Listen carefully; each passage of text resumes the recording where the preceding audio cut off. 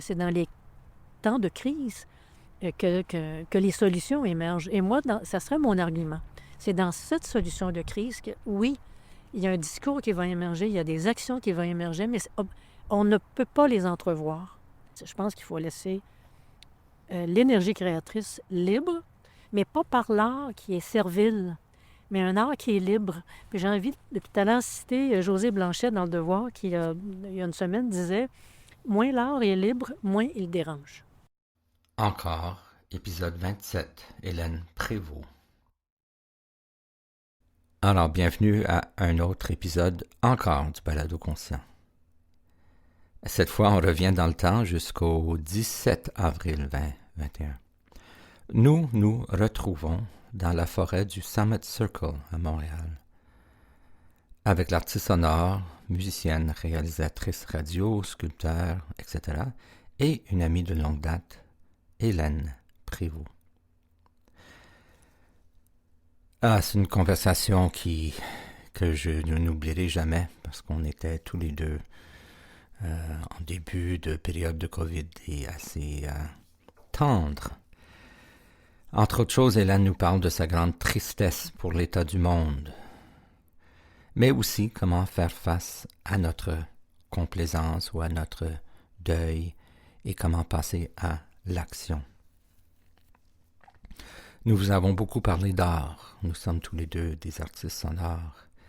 Et j'aime bien la façon qu'elle parle de l'art. S'il est libre, peut devenir un puissant levier de changement et de ralliement social. Et donc on a parlé de la liberté de l'artiste sans imposer nécessairement une direction, mais laisser vraiment cette libre expression s'exprimer. Et cette liberté d'expression me semble plus importante que jamais en 2026, surtout dans le contexte actuel des intelligences artificielles qui sont plus ou moins hors contrôle et une crise grandissante de désinformation. Donc l'intégrité et la liberté d'expression, il y a des tensions là-dedans, mais c'est important de valoriser cette liberté d'expression. Et ça va... Je veux parler de COVID et comment cette conversation a eu lieu dans le début de la pandémie. Et ça a été, pour bien des artistes en particulier, une période très difficile. Quelques-uns comme moi ont pu profiter de l'opportunité pour créer des formes d'engagement numérique avec le public. Mais pour bien des artistes, ça a été un cauchemar, marqué par des pertes de revenus, par l'isolement, la déconnexion sociale. Il y en a qui souffrent encore de ça. Donc c'est intéressant de revenir en arrière et de réécouter ce qu'on disait pendant la pandémie, parce que je suis certain qu'il va y en avoir d'autres et qu'on va vouloir se souvenir de ce qu'on a appris pendant la pandémie COVID, quand d'autres crises vont survenir et agir dans nos sociétés pour et faire appel à toute la société, mais en particulier aux artistes et aux créateurs pour nous aider à passer à travers et à s'adapter. Hélène le dit bien dans la citation de début de cet épisode. C'est dans les temps de crise que des solutions émergent, mais on ne peut pas les entrevoir. Mais le fait qu'on ne peut pas les entrevoir ne veut pas dire que ça n'existe pas ou que c'est pas en cours.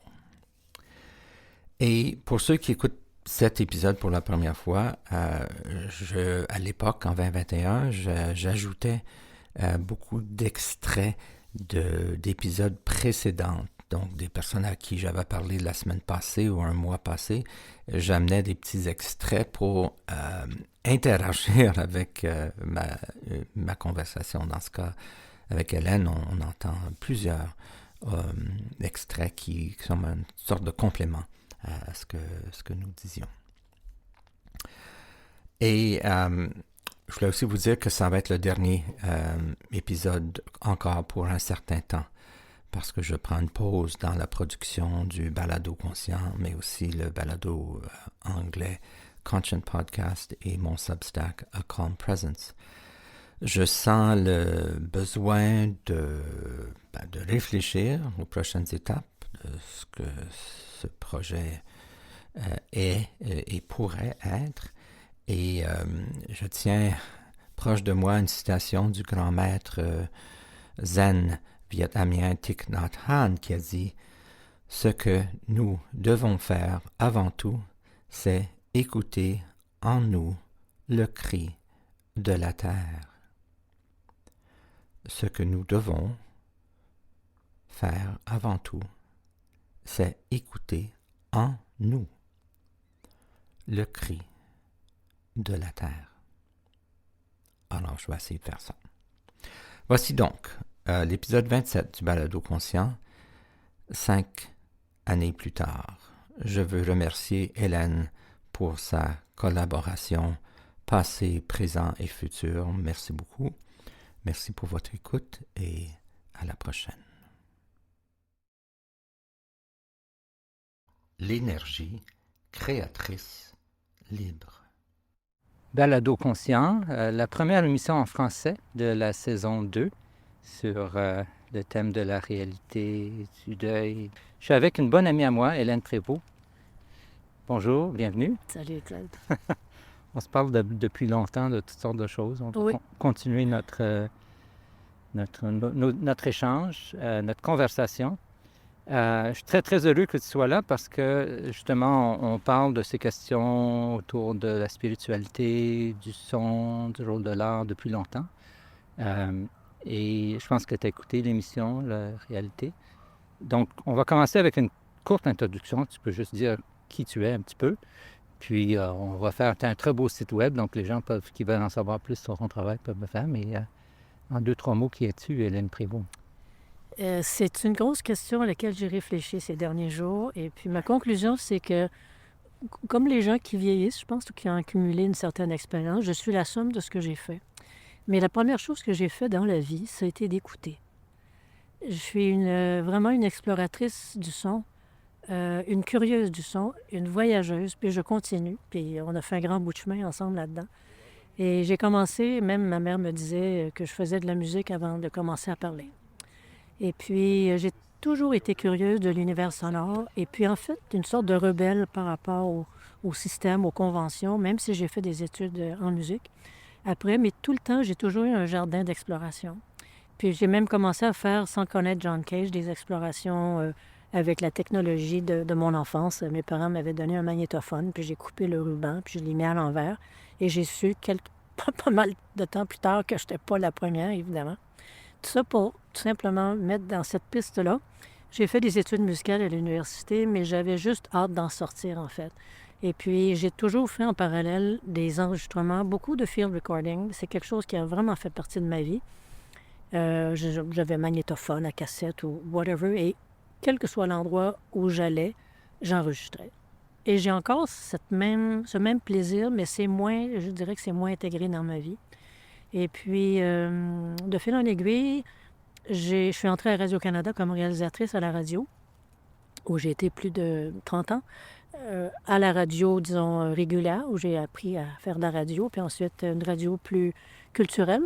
Et c'est là que je t'ai rencontrée, puis j'ai eu l'occasion vraiment de fouiller les différentes pratiques, de rencontrer beaucoup de musiciens, de suivre des chants esthétiques. J'ai suivi les technologies. Avec toi, c'est toi qui m'as initié à l'écologie sonore parce qu'on avait fait des capsules pour l'émission que je réalisais, la Musique actuelle, qui était un magazine d'information sur les musiques contemporaines, électroacoustiques. C'était le langage des années 90 pour éventuellement me spécialiser plus dans les musiques expérimentales, médias mixtes, beaucoup basées sur l'improvisation avec... des instruments à la fois vintage ou imaginés par les artistes dans des contextes d'installation ou de performance. Et en parallèle, j'avais toujours une pratique, mais discrète. J'ai fait, puis moi-même, on a fait une couple de projets ensemble autour des symphonies portuaires, puis avec la radio allemande, et puis plein de choses qui ont toujours entretenu cette curiosité-là. Mais quand Radio-Canada m'a laissé, il y a une douzaine d'années, j'ai senti que c'était le temps pour moi vraiment d'assumer une pratique d'artiste. Alors, aujourd'hui, je me considère comme une artiste sonore. Je fais ce qu'on appelle du sound art. Et je me suis beaucoup intéressée au bruit, une pratique bruitiste, puis on va avoir l'occasion d'en parler parce que pour moi, c'est comme au cœur, j'allais dire pas ce que de ma spiritualité, mais de mon regard sur la part de l'artiste dans l'environnement et les espèces de catégories qui nous enferment souvent quand on veut explorer. Alors moi, ça a été mon jardin et j'y suis actuellement un petit peu en retrait là, depuis 1 an.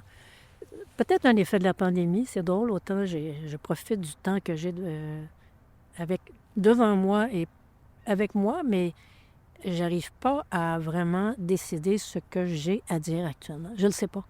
Peut-être après l'entrevue avec toi, parce que tu m'as mis vraiment sur des pistes de réflexion, puis tu as ravivé la flamme, je te dirais, par tes questions et les entrevues que j'ai entendues, puis on va explorer ça là, dans les minutes qui viennent.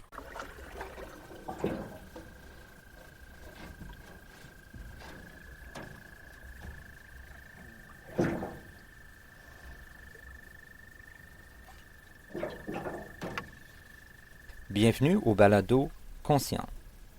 Mon nom est Claude Schreier.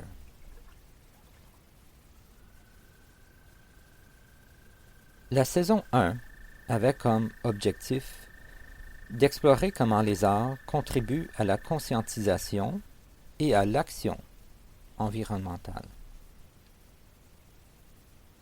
Donc la saison 2 porte sur la réalité, sur la manière d'accepter la réalité, comment nous pouvons surmonter le deuil écologique et comment tracer pour soi et pour les autres une voie pour l'avenir.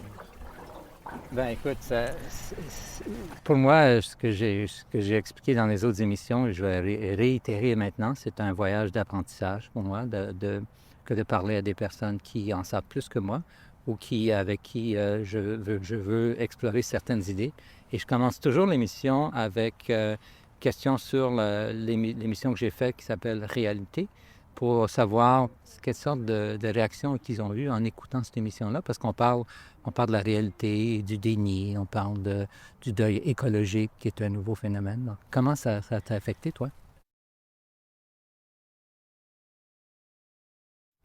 Bien, justement, moi, je me suis rendu compte que je n'étais pas dans un état de deuil, que je ne souffrais pas de deuil. Mais en même temps, il y a toujours un feu qui est en dessous. Je pense que le sentiment dominant pour moi, c'est la colère. Et je me suis rendu compte à quel point j'étais outrée. Mais ça, c'est courant, là. Je suis profondément choquée par l'égoïsme de nos sociétés, la courte vue des dirigeants, de l'avidité de notre société. En fait, je ne blâme personne et certainement pas les baby boomers parce que je pense que les baby boomers ont hérité, de parents qui ont hérité. Je crois beaucoup au principe de la transmission puis de l'évolution jusqu'à un certain point. Alors, ça a été d'une part de me rapprocher de d'une sorte de colère et d'impatience. Puis l'autre, c'est un grand sentiment d'impuissance. Ça fait plusieurs années que j'ai le sentiment que je ne sais pas qu'est-ce que je peux faire, à part ce que je fais dans le quotidien. Le journaliste Dal Jamal. J'ai le cœur brisé par ce que nous avons fait et faisons endurer à notre planète. Je suis triste, mais ce processus en cours ressemble plutôt à un patient pelage d'oignon. Il y a toujours plus de travail à faire, car le risque que nous nous sommes créés continue de se dérouler.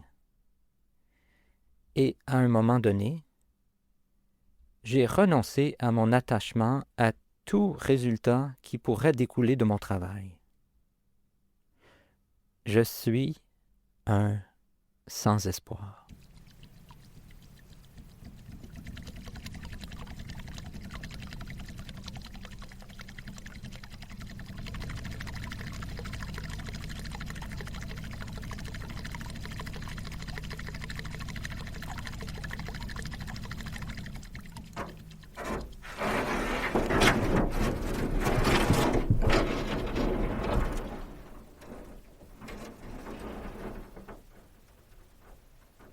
Mais oui, je suis triste, en fait, oui, pour l'état du monde.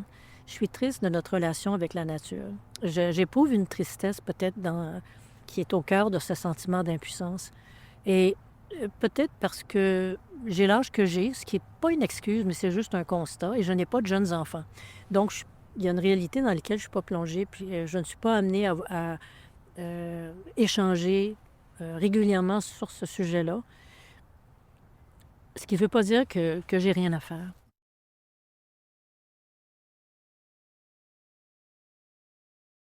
Pour moi, la découverte, c'était que quand on accepte la réalité, c'est plus facile. Pour moi, c'était plus facile. Et donc, j'ai parlé à d'autres gens qui ont vécu ça et d'autres qui ont passé à travers tout un processus de deuil écologique qui est la tristesse qu'on ressent. Tu as parlé de colère, mais la tristesse, La tristesse aussi. Hein. c'est une émotion forte. Quand on ressent cette perte, on la sent partout, malheureusement, la planète est en train de mourir ou est en transformation. Anyway. Ça m'intéresse parce que on veut aller au-delà de ça. On veut aller au-delà de ces émotions-là pour arriver à quelque chose de concret.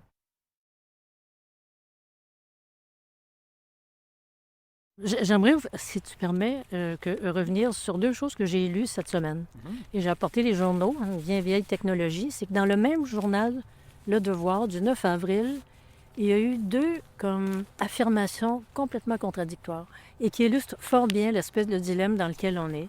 D'une part, le Québec qui ne compte pas restreindre la publicité des VUS. On sait que ce sont les véhicules qui sont de plus en plus choyés, qui sont de plus en plus construits et qui sont de plus en plus polluants. Et qui, à mon avis, en plus, sont comme un symbole de notre relation avec l'environnement. C'est puissant, c'est « tasse-toi, enlève-toi de là, I'm the king of the road ». C'est beaucoup ça l'attitude des gens qui conduisent ce type de véhicule, Domination. qui par ailleurs sont magnifiques. J'aimerais bien en avoir un, mais j'en ai pas. 2 pages plus loin, je vois que le patron de la Banque royale du Canada plaide pour un Canada plus vert et plus inclusif. Et ils ont élaboré un plan très intéressant qu'ils ont soumis aux actionnaires et les actionnaires ont refusé à 68 % le plan. Wow. OK? Donc ça, pour moi, c'est un des niveaux de difficulté des actions sociopolitiques. Et c'est symptomatique de la maladie qui nous gruge et relié à la fois de l'inconscience, une suffisance, tu sais, je suis propriétaire de l'environnement, la confusion du discours politique. Puis je vais sauter à ma conclusion, c'est que pour moi, je ne suis pas bon enfant là-dedans, puis je n'ai pas une attitude morale face à ça. Je sais qu'on peut faire quelque chose, mais que ça nous prend un partenariat ou une forme de jumelage entre les différentes couches de la société. Mais il faut encore qu'on soit accordé. Actuellement, je trouve qu'on est tellement backorder au niveau d'une conscience sociale commune. Il y a des actions très fortes, puis il y a des groupes qui sont très forts et qui ont un discours pertinent, mais à côté, c'est complètement contre-productif. Et ça, je ne suis pas triste. Encore une fois, je suis exaspérée.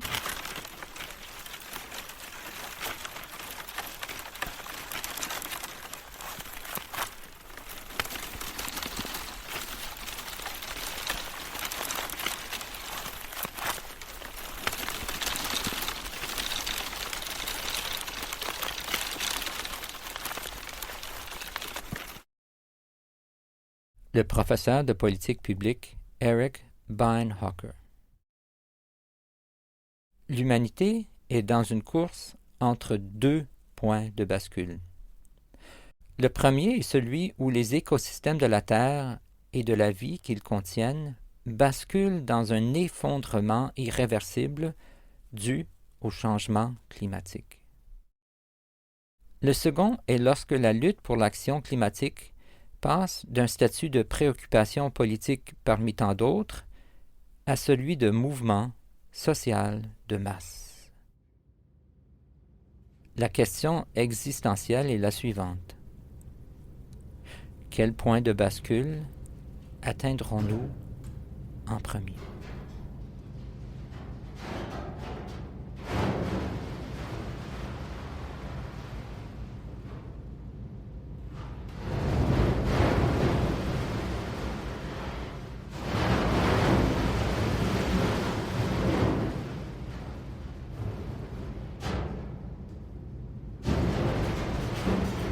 je reviens à ton épisode de réalité, de celui qui parle des basculements. Et il y a deux possibilités, soit que la planète explose, soit qu'il y a un mouvement social massif. Puis j'ai réfléchi depuis 2-3 jours en me disant, tu sais, j'essaie, c'est tout à fait possible que d'ici 20, 25, 30 ans, les rives soient tellement grugées qu'il y ait des conséquences épouvantables sur le plan de l'environnement humain. Et oui, c'est possible qu'il y ait un mouvement de masse, puis j'ai le sentiment que les deux vont se travailler côte à côte. Où sera le grand basculement, je ne sais pas. C'est sûr qu'il y a un mouvement qui est irréversible. Je ne vois pas comment on peut l'arrêter. Je trouve ça, à la limite, un peu prétentieux de penser qu'on peut mettre les freins à ce point-là. Donc, je suis fataliste, mais pas vaincue. Parce que j'entends beaucoup de réflexions. Je trouve que ton travail, autant au début, je le percevais peut-être pas dans sa grandeur. Et là, plus j'écoute les gens que tu rencontres, ta réflexion, tes sources, le sérieux de tes sources, plus je vois l'ampleur du travail que tu fais. Et que ça peut faire des petits. Tout à fait. Parce que les gens s'intéressent à ce que tu fais. On a le goût de... Moi, tu m'as donné le goût de me rapprocher de ta démarche, mais sans avoir aucune idée de ce que je peux faire. Le journaliste Jack Miles. La réalité, telle que définie par le dictionnaire Oxford, est l'état des choses tel qu'elle existe réellement, par opposition à une idée idéaliste ou notionnelle de celle-ci.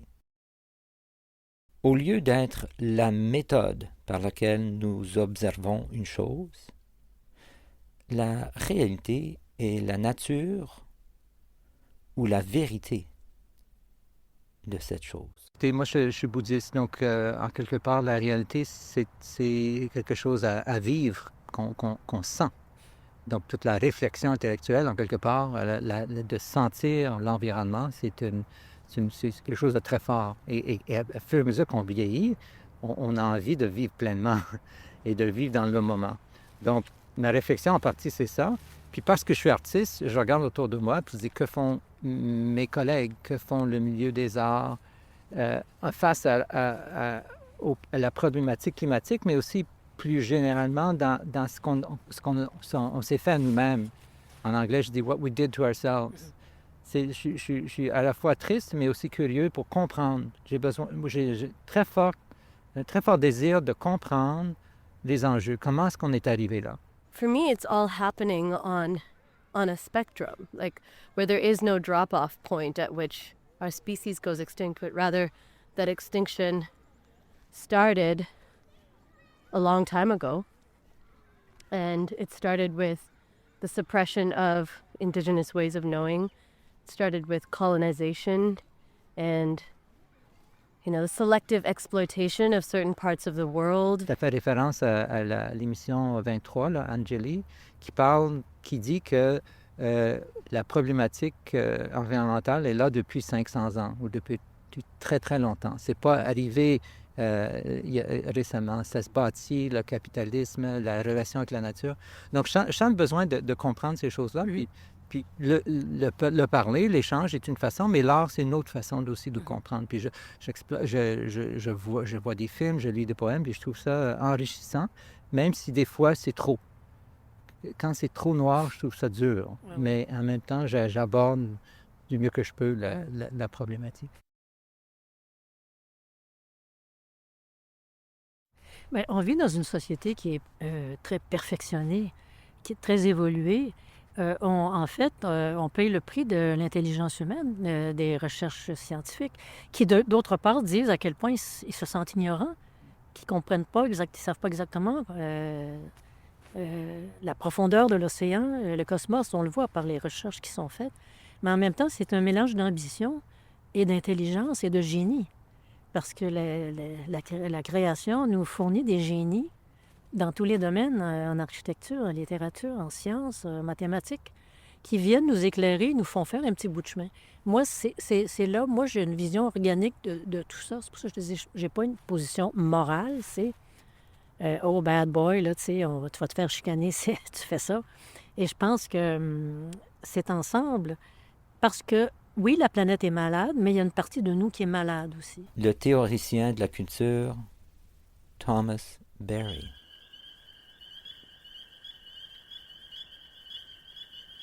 Notre défi est de créer un nouveau langage, voire un nouveau sens de ce que c'est que d'être humain.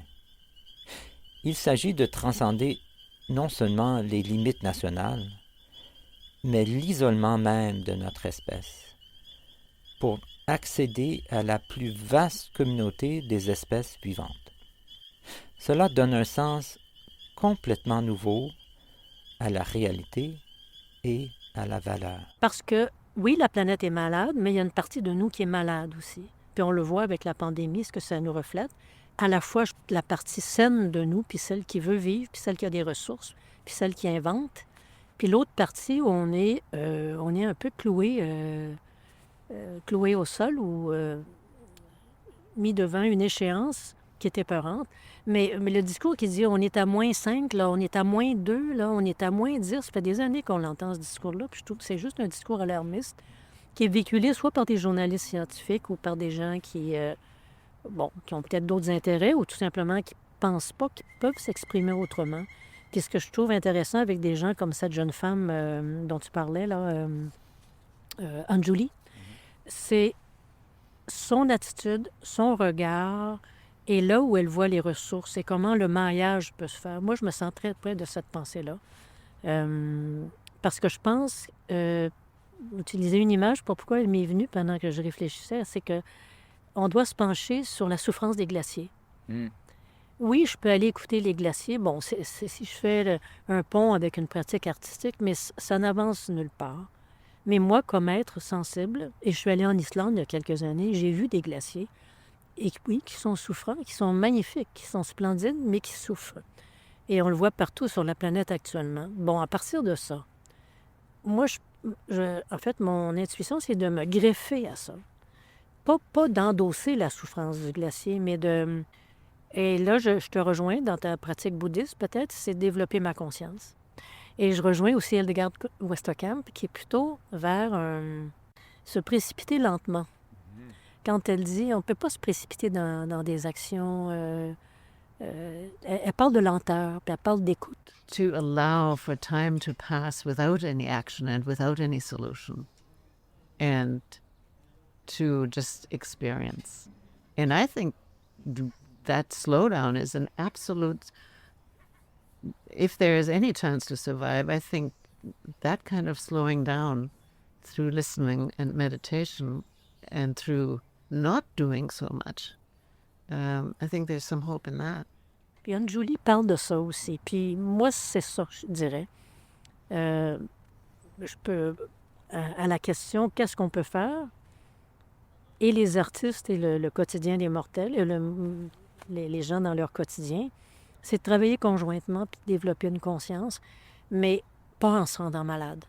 How can an environmental nonprofit organization have a more reciprocal relationship with artists that actually enables artists to provide really the leadership that we need from them? Aussi, Anjuli a parlé d'une chose intéressante. Elle a posé la question du leadership.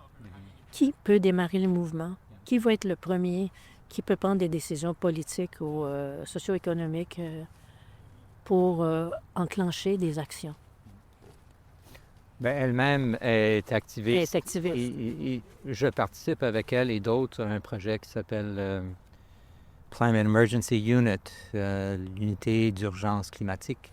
Je n'ai pas une traduction exacte.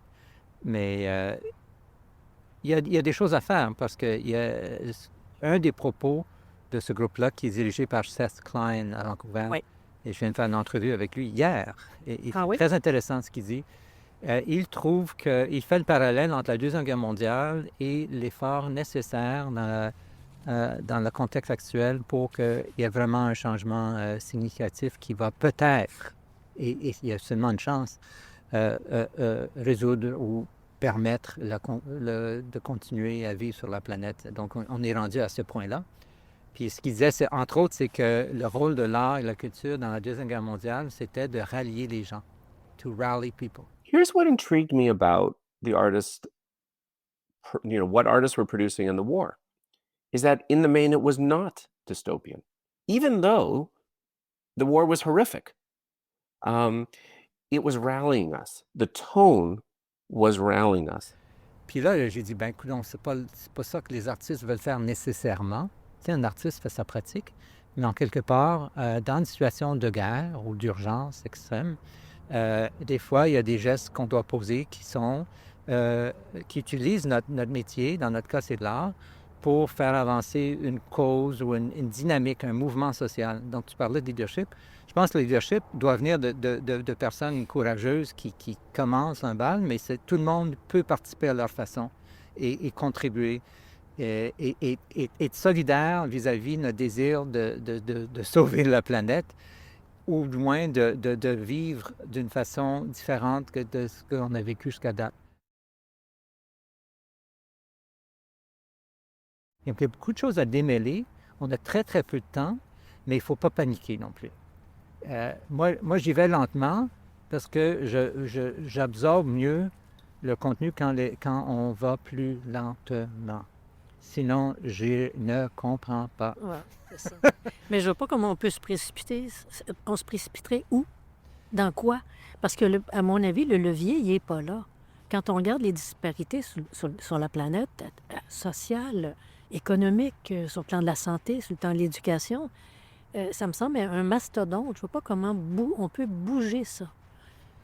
Alors qu'il y a une reconfiguration peut-être pré-catastrophique des grandes puissances économiques, la Chine, la Russie, le Brésil, tout ça, on sait que ce sont des forces qui sont en redéfinition. Il y a comme un remapping.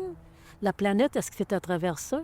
Est-ce qu'il y aura une brèche? Est-ce qu'il y a une guerre qui va nous propulser dans un état soit de misère ou du jour au lendemain, on va perdre nos moyens?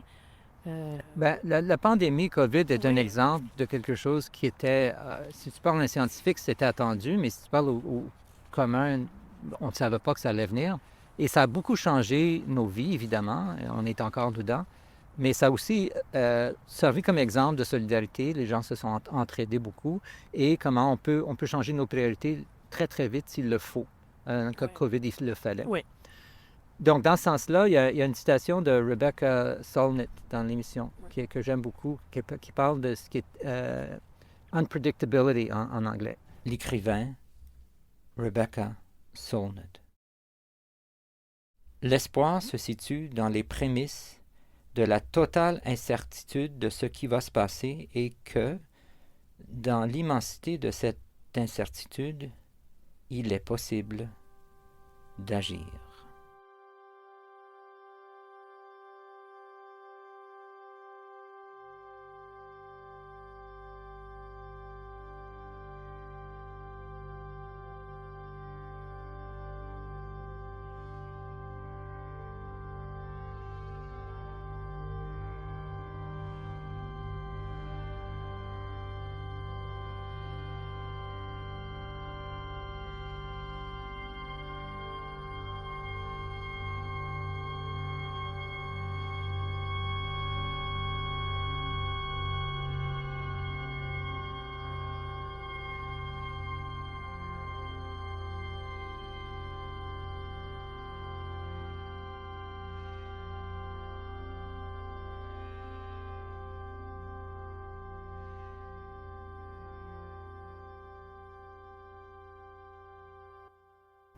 L'imprévisibilité. L'imprévisibilité. Puis sans avoir de faux espoirs, parce que moi, je veux vivre dans la réalité, ce qui est imprévisible laisse un peu d'espoir, laisse la possibilité d'un ralliement, d'un mouvement social, de quelque chose de nécessaire, mais qui n'est pas prévisible. Je crois que ça va arriver. Je ne sais pas si ça va arriver dans ma vie ou dans la prochaine génération, mais ça doit arriver. Et ça pourrait être positif, dans le sens qu'il y a un redressement social.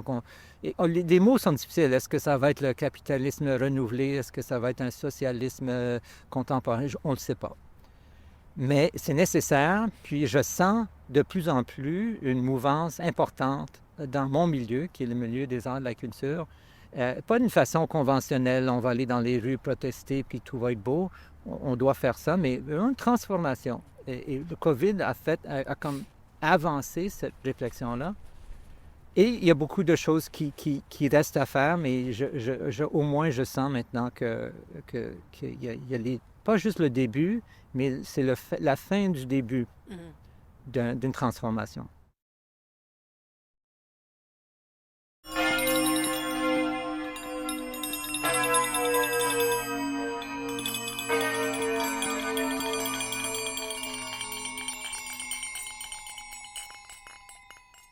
Le comédien Dominique Champagne. Sachant que je vais léguer à mes 3 fils un monde en pire état que celui dont j'ai hérité de mes parents, sachant que nous sommes les contemporains d'un monde où nos actions sont en train de compromettre l'avenir de la vie sur Terre, et sachant que la situation risque de s'aggraver, qu'est-ce que je fais de ma vie? Comment continuer à faire des spectacles et à faire tourner des ballons sur mon nez comme si de rien n'était? Comment tu vois que l'artiste peut intervenir ou intervient? As-tu un idéal ou un modèle? Imagines-tu ou as-tu une vision moyenâgeuse de la chose ou science-fictionnelle? Dans l'auto, j'ai conduit d'Ottawa à Montréal aujourd'hui. Je pensais à 4 choses que les artistes peuvent faire. En anglais, c'est awareness, donc l'éveil. Pointer du doigt, dire voici une problématique, j'ai fait un film, j'ai fait un poème sur X, Y, Z. Ça, c'est très utile, puis les artistes font ça depuis longtemps. Il y a d'autres artistes qui vont travailler au niveau de l'action, comme Atsa ici à Montréal, Annie Roy. Il y en a beaucoup là, qui font du travail engagé de l'art, mais de l'art socialement engagé, qui font changer les choses, des politiques, des systèmes, etc. Puis, il y a une autre catégorie de ceux qui parlent d'une vision du monde. En anglais, speculative fiction, donc la fiction spéculative. Donc, on parle d'un monde meilleur et donc on ne parle pas nécessairement d'éveil, on ne parle pas nécessairement d'action, on parle d'une vision future ou d'une autre façon d'aborder le monde. Ça, c'est comme un langage Mais artistique. par la pratique artistique? Oui, par les écrits, par le film, par la musique, oui. Mais à ce moment-là, les propos sont dirigés sur la situation. C'est comme une réalité alternative OK. ou une autre... donc, c'est presque le rêve. Non? Il y a la réalité puis il y a la... Je te donne des boîtes. Grande catégorie. Puis il y a une 4e catégorie qui est la catégorie autre, nécessairement, parce que les artistes font toutes sortes, Freestyle. toutes sortes d'expérimentations. Ils ne savent pas nécessairement quel sera le résultat, mais ils font un travail qu'on connaît d'exploration. Donc pour moi, les artistes font ça et ce qu'on devrait faire, c'est amplifier ce travail-là. C'est avoir encore plus de personnes qui font soit de l'éveil, soit de l'action, soit du rêve, et de combiner ça avec d'autres secteurs, des gens comme Anjali et d'autres qui travaillent, qui s'intéressent aux arts, mais qui connaissent moins bien les arts, et ceux qui connaissent moins bien les problématiques.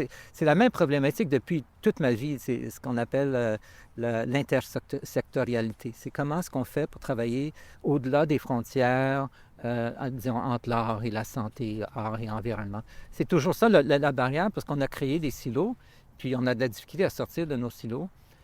Tout ça pour dire que je ne le sais pas. Exactement. Je réfléchis et c'est pour ça que je parle. Et dans les émissions, petit à petit, je suis en train de développer un répertoire de réponses à ces questions-là. Quel est le rôle de l'art? Quel est le rôle de l'art? Je pose la question. À un moment donné, je vais avoir assez d'informations pour avoir des réponses plus complètes sans être nécessairement prescriptif. De dire, c'est ça et c'est pas ça. Parce que l'art est tellement fluide. L'artiste David Haley. Nous avons maintenant besoin de l'esthétique pour nous sensibiliser à d'autres modes de vie.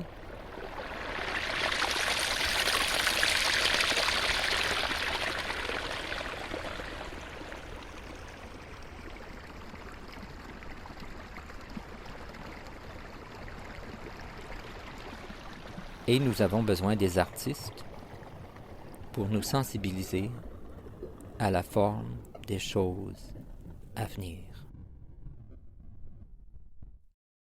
C'est parce que moi, je pense, et ça fait longtemps que j'ai cette position-là, c'est que je suis mal à l'aise avec l'idée d'enligner l'artiste de telle sorte. Puis, ça paraît peut-être là, dans mon discours. Moi, je trouve, laissons-les tranquilles, puis laissons-les casser la baraque, mais pas parce que la planète va mal. C'est que forcément, je pense que par leurs gestes et leurs réflexions, il y a quelque chose qui est reflété. Comme actuellement, dans le contexte de la pandémie, ça paraît peut-être pas tout de suite parce que tout le monde s'est hyper débrouillé pour développer les plateformes. Je le lisais encore hier, c'est un commentaire de Kent Nagano qui est revenu faire un concert à Montréal parce que ce n'est plus lui qui est le chef. Là. Il y a un nouveau chef à Montréal. Mais la pandémie est arrivée au moment où il aurait dû avoir des adieux officiels à Nagano. Alors, l'OSM l'a invité, puis il a pu faire un concert. Puis, tu sais, il y a un an, Deutsche Grammophon, le Metropolitan, tout le monde s'est garoché littéralement pour faire des trucs sur Zoom qui étaient infects. Ça sonnait mal. Les artistes avaient de l'air niaiseux, ils étaient coincés chez eux. Et en l'espace d'un an, c'est Nagano qui l'observe et dit c'est fabuleux. Les plateformes ont évolué, la technologie a fait Et c'est souvent ça, c'est dans les temps de crise que les solutions émergent. Et moi, ça serait mon argument. C'est dans cette solution de crise que, oui, il y a un discours qui va émerger, il y a des actions qui vont émerger, mais on ne peut pas les entrevoir. Peut-être qu'on peut les commander. Comme tu dis, oui, peux-tu me faire un documentaire là-dessus ou peux-tu me faire une performance qui va illustrer tel aspect, mais le reste, je pense qu'il faut laisser l'énergie créatrice libre, pas inconsciente. Et c'est là où l'éducation, les mouvements sociaux, l'éducation peut-être par l'action, tu vois, je vais me contredire, je dirais, et par l'art, mais pas par l'art qui est servile, mais un art qui est libre. Puis j'ai envie, depuis tout à l'heure, citer José Blanchet dans Le Devoir, qui, il y a une semaine, disait « Moins l'art est libre, moins il dérange. Dis ça encore, » moins. Moins l'art est libre, moins il dérange. Autrement dit, pour qu'il y ait cet espace d'ouverture, il faut qu'il y ait une liberté. Ce qui ne veut pas dire qu'il n'y a pas de contraintes du tout. Puis ça, c'est la discipline de l'artiste. Puis c'est comment il conçoit sa discipline aussi. Puis que l'artiste peut avoir le goût de travailler avec un cinéaste en disant « j'ai envie de développer ça » ou avec un sculpteur. Moi, je pense qu'on porte la conscience. Nous, on la porte. On porte la maladie, mais c'est comme on porte la solution aussi. Comme aussi, cette semaine où tu m'as fait réfléchir beaucoup, c'est que la Terre a le remède. Le pire, c'est que la Terre a le remède, je pense. Mais nous, là, on a bien peur. Et c'est épeurant. Mais est-ce que... Puis je ne veux pas tomber dans le discours trumpien ou des négationnistes qui disent non, il n'y a rien là, puis c'est pas parce qu'il fait plus chaud, puis c'est pas parce qu'il y a plus de carbone. Tu vois ce que je veux dire? C'est que c'est le principe de vie. Hein? Vie-mort, la cadence de vie-mort, c'est que... et le pire que je vais te dire, et puis, et si ça explosait? Et pourquoi pas? Mhm. Quelle est notre prétention à arrêter le mouvement de la Terre? Parce que on fait partie de ce mouvement-là. On est dans le mouvement. Puis moi, je suis contre, encore une fois, l'idée de se culpabiliser puis de se taper à tour de bras, sauf quand on est vraiment inconséquent. Tu sais? Je me promène en voiture puis je jette mon Kleenex par la fenêtre de l'auto. C'est un geste épouvantable aujourd'hui. Moi, quand j'étais petite, c'était courant, ça. On se promenait en voiture, on ouvrait la fenêtre, puis on jetait notre gomme, notre paquet de gomme. Aujourd'hui, c'est inconcevable, c'est scandaleux.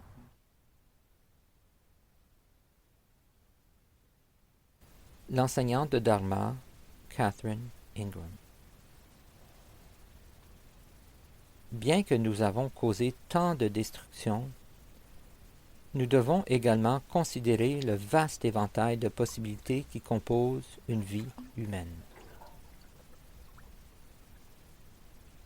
Bien entendu, à une extrémité de cet éventail se trouve la cupidité, la cruauté et l'ignorance, mais à l'autre extrémité se trouve aussi la bonté, la compassion et la sagesse. Nous sommes animés d'une grande créativité, d'une communication brillante, d'une appréciation de la musique et des arts et d'un talent extraordinaire pour la musique et les autres formes d'art.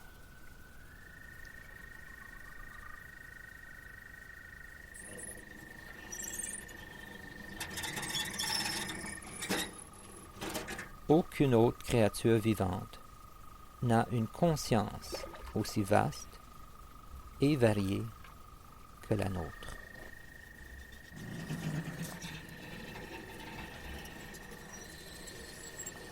Puis même, est-ce qu'il y a une solution à le processus de la vie de toute façon? Parce que les problèmes qu'on a en ce moment, c'est des problèmes accumulés d'abus et de déconnexion avec la nature qui remontent à la Renaissance, puis à l'époque des Lumières, tout ça. C'est pour ça que c'est fascinant, c'est troublant, mais c'est aussi fascinant de voir comment est-ce qu'on est arrivé à ce point. On peut être critique vis-à-vis le capitalisme, etc., mais ça a eu beaucoup d'effets positifs. Les machines auxquelles on a été très, en anglais, on dirait clever, tu sais, Oui. on a été très, pas sage, mais on a été brillant dans nos inventions, puis là, Oui, parce qu'il y a une accélération. Et puis, il y a un manque de contrôle. On n'est pas conscient. Puis la notion de conscience, je suis content que tu en parles souvent parce que c'est important pour moi d'être consciente de qui on est puis de qu'est-ce qu'on fait. Ouais. C'est sûr que recycler, c'est un acte de conscience. Ça n'a pas un grand effet, mais c'est un processus. Tu dis, je suis conscient que cet objet-là pourrait être utilisé, je le fais de bon cœur. Et si tu fais ça de bon cœur, quel autre geste vas-tu faire pour ton prochain, pour la planète? La planète est une entité vivante. On est des entités vivantes. On n'est pas conscient de ces liens-là parce qu'on les a défaits à cause du modernisme, etc. Puis je ne suis pas philosophe, puis ça m'intéresse juste assez pour que je comprenne. Je lis pas des choses, j'essaie de comprendre des enjeux. Mais je pense que tu provoques un mouvement. En parlant à l'un et à l'autre, c'est que tu agis comme une quille ou une boule dans un jeu de quilles, c'est que de ton action, il y a quelque chose qui va émerger. Je l'ai vraiment senti cette semaine. Alors, je tiens à te saluer puis t'encourager. Autant des fois, je te fais des reproches en disant que tu travailles trop. Parce que je te connais. Tu me connais bien. Tu es entier. Mais là, je vois le fruit de ce travail, puis que ça fait... Ben, ça vient que je disais à Jane Engel, que je viens de rencontrer plus tôt, qui est une émission séparée, c'est que l'énergie vient naturellement. Quand j'étais artiste, à un moment donné, je sentais que j'allais dans une certaine direction, puis quand c'est fini, c'est fini. Donc, je fais ça pour l'instant, c'est ma contribution. Peut-être que je vais créer une œuvre, peut-être que je vais être très silencieux, parce que des fois, j'ai envie d'approfondir ma pratique zen, vraiment en profondeur, puis de vivre ça comme façon de vivre sur la planète, parce que c'est très beau aussi de méditer, puis d'être vraiment dans le moment.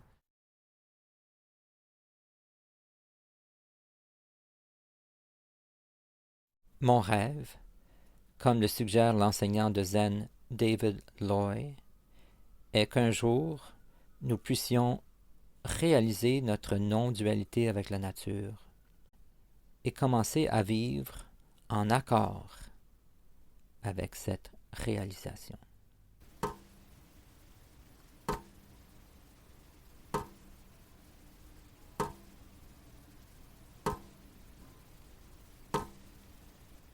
Well, I think it's important to give artists a sense of the direction, the North Star. Where are we moving to? Julie a parlé de l'étoile polaire, North Star, Ouais. pour les artistes. Parce qu'elle n'est pas artiste, mais elle dit que ce serait important qu'on pointe vers une étoile polaire pour que... Ça, je trouve ça intéressant parce que ça ne dit pas « fais ceci, fais cela ». C'est comme « voici un vecteur de tension ». Moi, je répondrais à ça. Toi, tu écris. Toi, tu fais un symposium. Toi, tu fais des architectures solaires, mais qui a soit temporelle ou dans une façon de penser.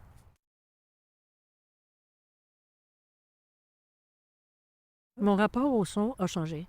je ne suis plus comme une observatrice de l'extérieur. D'ailleurs, je ne fais plus de field recording. Parce qu'il y a quelques années, parce que je travaillais beaucoup avec la musique électronique, j'en ai écouté beaucoup. À un moment donné, j'ai eu le sentiment que je rentrais dans le circuit électrique. C'est comme si j'ai une vision de l'intérieur de ce qu'on appelle le bruit ou d'une structure sonore non définie. Tu sais, on dit c'est du bruit. Et pour moi, le bruit est aussi vivant que la planète. Ce n'est pas à rejeter. J'ai le sentiment, c'est ça dont je veux témoigner, puis le travail que je fais ces dernières années, j'ai eu le sentiment d'être rentrée dans le fil. C'est comme si j'étais rentrée dans l'ADN du son, et le son qui nous semble désorganisé a une organisation extraordinaire. Ça, on le sait quand on médite, on a accès à des structures non intellectuelles qui sont des lieux de rencontre des atomes. Si j'insère des extraits de réalité, puis je vais le faire dans ce cas-ci parce que Oui. ça enrichit, je pense, l'écoute de se référer à ceux que je cite. Mais ce que j'aime, c'est l'élément de ce qui est imprévu quand on marche. On ne sait jamais qui va passer, quel oiseau va chanter, si on pourrait tomber. Puis c'est très vivant. Et comme expérience radio, balado, je trouve ça stimulant. J'aime beaucoup les silences que tu rajoutes brutalement. Souvent, c'est avant une citation de quelqu'un. Ouais. J'aime ça radiophoniquement, là. Ouais. C'est... Mm.